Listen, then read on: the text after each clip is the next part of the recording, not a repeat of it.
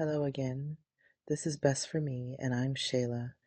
This is episode 3 of my new podcast that is here for narcissist abuse, survivors, or anyone that may have to stand alone and go against your family to have peace and happiness in your life. It's the holidays, and if you know narcissists, you know this is when they like to show out. Today's topic is about setting boundaries with your family. You would think you wouldn't have to do this with your family, but who are you calling your family? That is the title of my first episode. You should check it out. There's a reference to the Bible and how Jesus didn't consider his family as his family just because they were his family.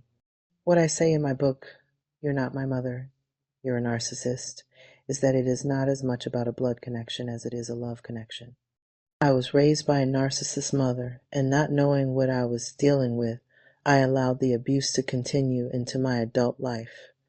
Having a narcissist mother is probably the worst thing that has ever happened to me.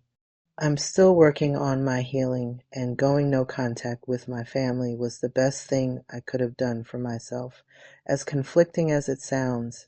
Truthfully speaking, you don't have to have a toxic family for the need to set boundaries. Boundaries are for you.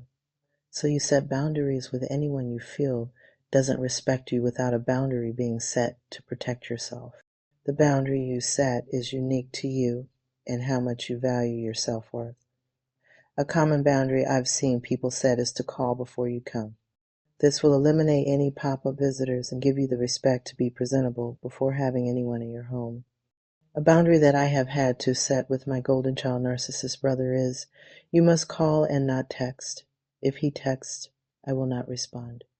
He used to always call because we were close, but now that he's showing his narcissist ways, the ways taught by our narcissist mother, he no longer calls. I'm his sister, but texting me happy birthday on my birthday and not calling doesn't put much value on me being his sister. If he doesn't think enough of me to call, then I definitely don't need to respond to his text. I will respond and text with anyone else but my brother, so the call-only boundary I have only for him. Is there a time when you feel a family member has taken things too far, or maybe they crossed the line with you and you feel you need to set a boundary? If so, put it in the comments and let us know what boundary you had to set. If you feel you need to set a boundary with someone in your life, what would the boundary be? We got to set boundaries, guys. I used Julie Hall's book, The Narcissist in Your Life, as a reference for my book on how to assert your boundaries. Here's some of what she says. Number 1, be in tune with yourself. Know your feelings. For example, Hall says, if you feel anxious, afraid, or resentful, this could be an indication that someone is violating your boundaries. Or if you are procrastinating or ignoring something, this could mean you feel your boundaries are being threatened. Number 2, give yourself permission to say no. Don't sacrifice your needs to be a people pleaser. Number 3, prioritize self-care. We as women always feel we have to take care of everyone else. I'm trying to do better in respecting my need for self-care, which Hall describes as taking time for yourself, practicing healthy habits, relaxing, and taking time to have fun. Number 4, know what you are responsible for. This correlates with permitting yourself to say no. Understand that you are not responsible for others.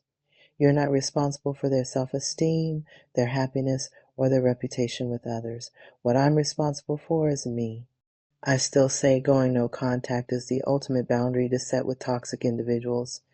This is what is best for me. My memoir, You're Not My Mother, You're a Narcissist, provides a lot of insight into dealing with narcissists and how to recover from their abuse.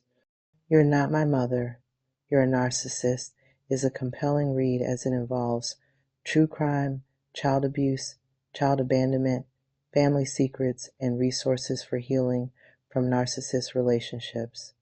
For a limited time, the book is discounted in preparation for Narcissist Abuse Awareness Month in December.